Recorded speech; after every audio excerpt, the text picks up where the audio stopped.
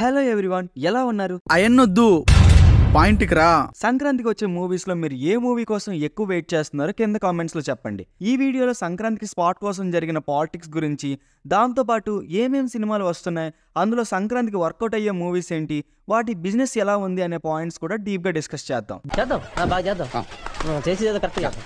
వీడియోలోకి వెళ్లే ముందు మీరు మన ఛానల్ సబ్స్క్రైబ్ కానట్టయితే ఒకసారి మన ఛానల్ ఓపెన్ చేయండి. చేసి మేము ఎంత ఫ్రీక్వెంట్ గా వీడియోస్ చేస్తున్నాం, ఎంత ఫాస్ట్ గా అప్డేట్స్ ని షార్ట్స్ రూపంలో వేస్తున్నాం, అండ్ మోస్ట్ ఇంపార్టెంట్లీ ఎంత జెన్యున్ గా రివ్యూస్ ఇస్తున్నాం, అది కూడా most of the reviews on time ఇస్తున్నామా లేదా అనేది చూడండి. చూసాక మీరే ఒక కన్క్లూజన్కి వస్తారు, మన ఛానల్లో ఉండే కంటెంట్ కి మనకి వచ్చే రీచ్ కి అస్సలు సంబంధం లేదని. సో మనం 1,00,000 సబ్స్క్రైబర్స్ కి చాలా దగ్గరలో ఉన్నాం.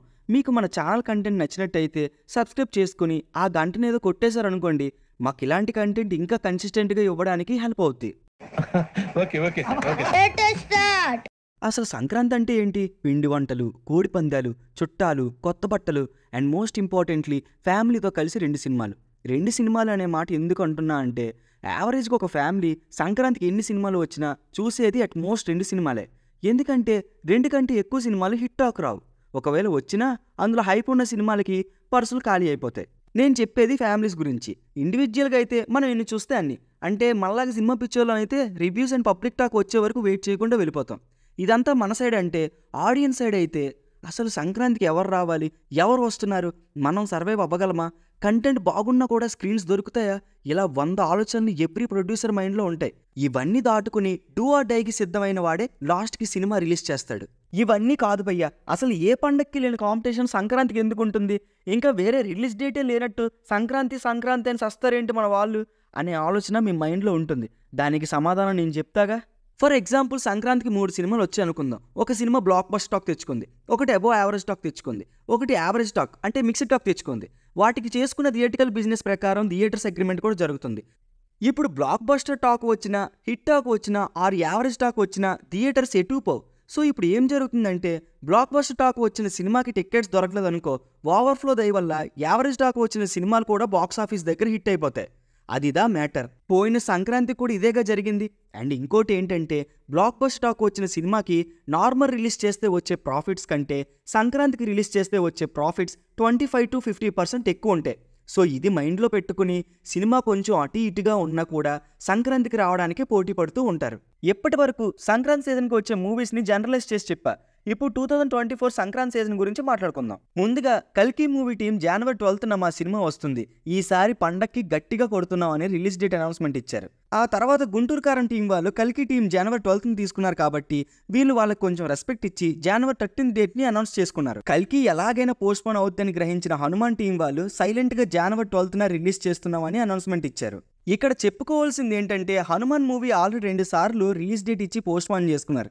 కల్కి మూవీ పోస్ట్ పోన్ అవుద్ది అని తెలుసుకున్న గుంటూరు కారం టీం మళ్ళీ ఒక రోజు ముందుకి అంటే January 12th వాళ్ళ సినిమాని జరిపారు.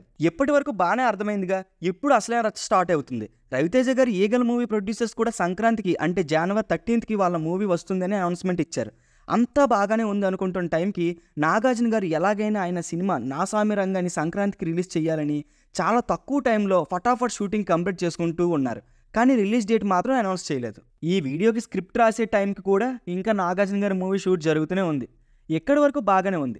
సంక్రాంతికి 4 సినిమాలు, అవే గుంటూరు కారం, హనుమాన్, ఈగల్, నా సామిరంగా వస్తాయని అందరూ అనుకున్నారు. అదిగో అప్పుడు వచ్చింది సలార్ రిలీజ్ డేట్ అనౌన్స్మెంట్. అప్పుడు ఏం చేయాలో తెలియని సైందో ప్రొడ్యూసర్స్ సైలెంట్గా వాళ్ళ మూవీని సంక్రాంతికి తోసేశారు. ఇంకా అక్కడ స్టార్ట్ అయింది అసలైన రచ్చ. ఎవరికి వాళ్ళు ప్రమోషన్ స్టార్ట్ చేసి మేము తగ్గం అంటే మేము తగ్గం అని లాస్ట్కి పెద్ద పెంట చేసుకున్నారు. సంక్రాంతి రిలీజెస్ గురించి డిస్కషన్ చేయడానికి ప్రొడ్యూసర్స్ గిల్డ్ అంతా ఒక మీటింగ్ పెట్టుకున్నారు. ఆ మీటింగ్కి హనుమాన్ మూవీ టీం నుండి ఎవ్వరు రాలేదని టాక్. అయితే దిల్ రాజు గారు మాట్లాడుతూ, నేను ప్రశాంత్ వర్మకి ప్రీపోన్ ఆర్ పోస్ట్పోన్ చేసుకోకపోతే జరిగే కాన్సిక్వెన్సెస్ గురించి చెప్పాను. ఎక్కువ బిజినెస్ చేసుకున్న సినిమాలకి తక్కువ బిజినెస్ చేసుకున్న సినిమాలకి ఒకేలా న్యాయం జరగాలి అంటే అవ్వదు అని ఇండైరెక్ట్గా చెప్పేశారు. మీరు కనుక 12th గుంటూరు కారంకి సోలో రిలీజ్ ఇవ్వకపోతే నైజాంలో నేనేంటో చూపిస్తా అన్నట్టు. అండ్ దిల్ రాజు గారు ఒక బంపర్ ఆఫర్ కూడా ఇచ్చారు. ఎవరైతే వాళ్ళ సినిమాని పోస్ట్ పోన్ చేసుకుంటాం అని వస్తారో వాళ్ళకి సోలో రిలీజ్ డేట్ దొరికేలా చూసుకునే బాధ్యత నాది అని. ఇంకా హనుమాన్ మూవీ టీం వాళ్ళు మేము కదలం అంటే కదలం అని కూర్చోవడంతో మిగతా వాళ్ళంతా ఈగల్ టీం వైపు చూశారు. ఈగల్ ప్రొడ్యూసర్స్ ఏమో మేము సైంధవ్ అండ్ నాసామిరంగ మూవీస్ కంటే ముందే మా సినిమా సంక్రాంతికి వస్తుందని అనౌన్స్మెంట్ ఇచ్చాం, వాళ్ళని పోస్ట్పోన్ చేసుకోమని అడగకుండా మమ్మల్ని ఎందుకు అడుగుతున్నారని వీళ్ళు కూడా మొండిగా కూర్చున్నారు. ఇంకా నాసామిరంగ ప్రొడ్యూసర్స్ తగ్గుతారని అనుకుంటే నాగార్జున గారు మాత్రం లేదు, మా సినిమా సంక్రాంతికి రావాల్సిందని నాన్ థియేటికల్ రైట్స్ కూడా ఆయన కొనుక్కొని అన్నపూర్ణ స్టూడియోస్ ద్వారా ఓన్ రిలీజ్ ప్లాన్ చేసుకున్నారు. పైన ఓవర్ఫ్లోస్ కాన్సెప్ట్ ఎక్స్ప్లెయిన్ చేశాగా అది ఇక్కడ అప్లై చేసుకోవచ్చు. సైంధవ్ వాళ్ళేమో వాళ్ళ వెనక సురేష్ ప్రొడక్షన్స్ ఉన్నారు కాబట్టి చాలా ధీమాగా ఎటువంటి టెన్షన్ లేకుండా ఉన్నారు. ఇంకా చేసేది ఏమీ లేక దిల్ రాజు గారు ఒక మీటింగ్ పెట్టి ఈగల్ మూవీ ప్రొడ్యూసర్స్కి వాళ్ళకి నచ్చిన డేట్కి సోలో రిలీజ్ ఇస్తామని చెప్పి ఈగల్ని ఫిబ్రవరి 9కి పోస్ట్పోన్ చేసుకోవడానికి ఒప్పించారు. ఇంకా ఫైనల్గా సంక్రాంతికి 4 తెలుగు సినిమాలు మాత్రమే వస్తున్నాయని అంతా హ్యాపీగా ఫీల్ అయ్యారు. బట్ దిల్ రాజు గారు మాత్రం ఓపెన్గా చెప్పేశారు, హనుమాన్ చిన్న సినిమా కాబట్టి కొన్ని థియేటర్స్ మాత్రమే ఇవ్వగలం. ఆల్రెడీ నేను ప్రశాంత్ వర్మకి చెప్పా, వస్తే 11కి రండి లేదంటే 14కి రండి అని. నా మాట వినలేదు, ఇంకా వాళ్ళ ఇష్టం వాళ్ళది అని ప్రెస్ మీట్లో చెప్పారు. ఇది ఇలా ఉంటే ఇంకో పక్క ప్రశాంత్ వర్మ మహేష్ బాబు ఫ్యాన్స్కి ట్రిగ్గర్ అయ్యేలా కొన్ని స్టేట్మెంట్స్ ఇచ్చారు. లైక్ మా సినిమాలో మందు తాగడం, సిగరెట్ తాగడం, హీరోయిన్స్తో రొమాన్స్ చేయడం ఉండవు, సంక్రాంతికి ఫ్యామిలీస్కి ఫస్ట్ చాయిస్ మా సినిమానే అని అన్నారు. ఇంకోవైపు హనుమాన్ ప్రొడ్యూసర్ నిరంజన్ రెడ్డి గారు 150 కోట్లు పెట్టి తీస్తే పెద్ద సినిమా అయిపోదు, జస్ట్ 70 కోట్లు పెట్టి ఇండియా వైడ్గా బజ్ క్రియేట్ చేశాం, సో మాది పెద్ద సినిమా అని ఈయన కూడా మహేష్ బాబు ఫ్యాన్స్ని ట్రిగ్గర్ చేశారు. తేజ సజ్జా మాత్రం నాకేం సంబంధం లేదని చాలా మెచ్యూర్డ్గా ఆన్సర్ ఇచ్చాడు. అండ్ వెంకటేష్ గారు కూడా గుంటూరు కారం థియేటర్ ఇష్యూ గురించి చాలా పాజిటివ్గా రెస్పాండ్ అయ్యారు. సరే, ఇదంతా పక్కన పెట్టి ఇప్పుడు సినిమా గురించి షార్ట్ అండ్ స్వీట్గా మాట్లాడుకుందాం.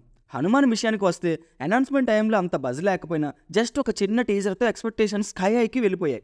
ఇంకా ట్రైలర్ చూశాక ఇది పక్కా ఫస్ట్ డే ఫస్ట్ షో చూడాల్సిన సినిమా అని ఫిక్స్ అయిపోయా. అసలు అంత లో బడ్జెట్లో అంత మంచి విజువల్ ఎక్స్పీరియన్స్ ఇవ్వాలి అంటే ఎంత వర్క్ చేసి ఉంటారో ఊహించండి. ఆల్రెడీ ప్రశాంత్ వర్మ జాంబీస్ అనే కాన్సెప్ట్ని రాయలసీమ బ్యాక్గ్రౌండ్లో తీసి ఇలా కూడా ఎక్స్పెరిమెంట్ చేయొచ్చు అనే విధంగా అందరినీ ఆశ్చర్యపరిచాడు. ఇప్పుడు డైరెక్ట్గా మన Indian real super hero Hanuman related కంటెంట్తో వస్తున్నాడు. అండ్ హనుమాన్ రోల్ని ఎవరు చేస్తున్నారు అనేది బిగ్గెస్ట్ సస్పెన్స్. ప్రశాంత్ వర్మ ఏం ప్లాన్ చేశాడో చూడాలి. మరి జనవరి 11న ప్రీమియర్స్ కూడా ప్లాన్ చేశారంట.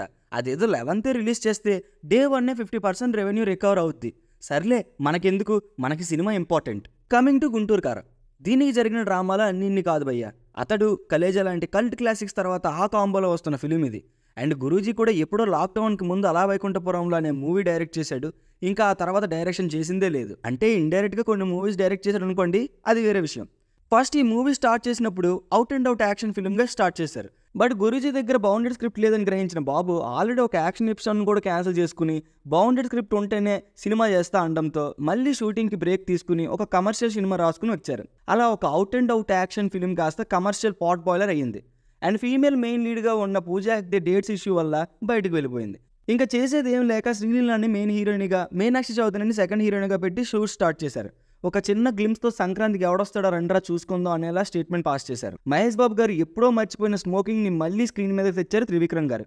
ఇంకా కుర్చీ మడతపెట్టి సాంగ్ యాడ్ అవడంతో BC సెంటర్ల పరిస్థితి ఏంటో ఊహించుకుంటేనే భయం వేస్తుంది. Coming to Saindhav, actually movie డిసెంబర్లో రావాలి, కానీ సలార్ పోస్ట్ పోన్ అవడం వల్ల సంక్రాంతికి వచ్చింది. Director Shailesh కోల్ను and family hero Venkatesh గారు మెయిన్ లీడ్ కాబట్టి మినిమం ఎక్స్పెక్టేషన్స్ పెట్టుకోవచ్చు. ట్రైలర్ కట్ చూస్తే out and out action film లాగానే కనిపిస్తుంది, కానీ లోపల ఎమోషన్స్ చాలానే ఉన్నాయని డైరెక్టర్ గారు అన్నారు. కమల్ హాసన్ గారికి విక్రమ్ మూవీ ఎలానో మన వెంకీ మామకి ఈ మూవీ అలా అవుద్ది అనిపిస్తుంది. వెంకీ మామ వెనుక సురేష్ ప్రొడక్షన్స్ ఉన్నాయి కాబట్టి కాంపిటీషన్ ఉన్నా కూడా వెనక్కి తగ్గలేదు. Anyway, at the end of the day cinema బాగుంటే అదే హ్యాపీ. కమింగ్ టు నాసామిరంగ, ఇది పొరిన్జో మరియం జోసే అనే మలయాళం మూవీ రీమేక్ అని ఎంతమందికి తెలుసు. టీజర్ చూశాక పక్కా పండగ సినిమా అనే ఫీలింగ్ వచ్చింది. పాటలు, ఫైట్లు, లవ్ ట్రాక్, ఇలా ఒక పండగకి ఫ్యామిలీ ఆడియన్స్ ఎక్స్పెక్ట్ చేసే అన్ని ఎలిమెంట్స్ ఇందులో ఉన్నట్టు అనిపిస్తున్నాయి. Allari Naresh and Raj Tarun important roles play చేస్తున్నారు. ఈ వీడియోకి స్క్రిప్ట్ రాస్తున్న టైంకి మూవీ షూటింగ్ ఇంకా అవ్వలేదు. ఏంటో మరి నాగమామ సంక్రాంతికి ఎలాగైనా రావాల్సిందని పట్టుపట్టడంతో వస్తుంది. అప్పుడెప్పుడో సంక్రాంతికి సోగ్గాడి చిన్న అయినా వచ్చి హిట్ కొట్టాడు. మొన్న బంగారు రాజు అని హిట్ కొట్టాడు. ఇప్పుడు నాసామిరంగా అంటూ వస్తున్నాడు. చూడాలి మరి ఏమవుతుందో. సంక్రాంతికి వస్తున్న 4 సినిమాల గురించి మాట్లాడేసుకున్నాం కదా, ఇప్పుడు చాలా ఓపెన్గా గ్రౌండ్ రియాలిటీ గురించి మాట్లాడుకుందాం. మళ్ళీ చెప్తున్నా, చాలా ఓపెన్గా మాట్లాడతా. అఫెండ్ అయ్యే వాళ్ళు ఉంటే ప్లీజ్ ఇక్కడ నుండి వీడియోని స్కిప్ చేసేయండి. సంక్రాంతికి సర్వైవ్ అయ్యేది ఎవరు? సోషల్ మీడియా బజ్, హైప్లు అన్నీ పక్కన పెట్టి సంక్రాంతికి most of the family audience choose చేసుకునే సినిమా ఏంటి? పక్క మాస్ కమర్షియల్ సినిమా ప్రిఫర్ చేస్తారు. అది కూడా ఫ్యామిలీ ఆడియన్స్ అనానమస్గా లైక్ చేసే మహేష్ బాబు సినిమా అంటే ఎవరు ఆగుతారు చెప్పండి? కంటెంట్ పరంగా హనుమాన్కి ఇంకోసారి సోషల్ మీడియాలో బజ్ ఉన్నా కూడా థియేటర్స్ దగ్గర ఫస్ట్ రోజు సోషల్ మీడియాలో గెంతులేసిన వాళ్ళు 10% కూడా థియేటర్ దగ్గర కనబడరు. అలా అని ఎవరు వెళ్ళరు అనట్లేదు, వెళ్తారు. వర్డ్ ఆఫ్ మౌత్ బాగుంటే అప్పుడు ప్రిఫర్ చేస్తారు అంటున్నా. సో ఈ సోషల్ మీడియా హైప్లు గ్రౌండ్ రియాలిటీలో వర్క్ అవ్వడం కష్టం. దిల్ రాజు గారు చెప్పినట్టుగానే ప్రిఫరెన్స్ అనేది హీరోస్ని బట్టి ఉంటుంది. ఒక సినిమా లవర్గా ఇలా చెప్పడం కష్టంగానే ఉన్నా అదే నిజం. థియేటర్స్ ఇవ్వట్లేదు అంటే ఎలా ఇస్తారు? ఏ డిస్ట్రిబ్యూటర్ అయినా నేను పెట్టిన మనీ నాకు రిటర్న్ రావాలి అని కోరుకుంటాడు. అండ్ దిల్ రాజు లాంటి డిస్ట్రిబ్యూటర్ మిమ్మల్ని ఒకరోజు ముందు రిలీజ్ చేసుకుని థియేటర్స్ మొత్తం తీసుకోండి అన్న తర్వాత కూడా వినలేదంటే దిల్ రాజు మాత్రం ఏం చేస్తాడు చెప్పండి? ఆబ్వియస్లీ ఓపెన్గా ప్రెస్ మీట్లో హనుమాన్ థియేటర్స్ ఇష్యూ చేయడంలో లాస్ట్ ఉంటుందని చెప్పాడు. ఇంకా నెక్స్ట్ వెంకీ మామ అండ్ నాసామి రంగ కూడా స్టార్ ఫిలిమ్స్. ఒకటేమో ఎమోషనల్ యాక్షన్ ఫిలిం, ఇంకొకటేమో పక్కా పండగ సినిమా.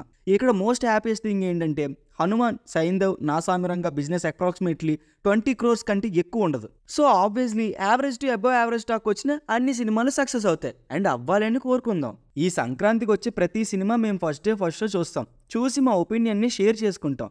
అవన్నీ మీరు మిస్ అవ్వకుండా ఉండాలంటే మన ఛానల్ని సబ్స్క్రైబ్ చేసుకొని ఆ బెల్ నోటిఫికేషన్స్ని ఆన్ చేసుకోండి. మళ్ళీ గుంటూరు కారం అండ్ హనుమాన్ రివ్యూస్తో కలుద్దాం.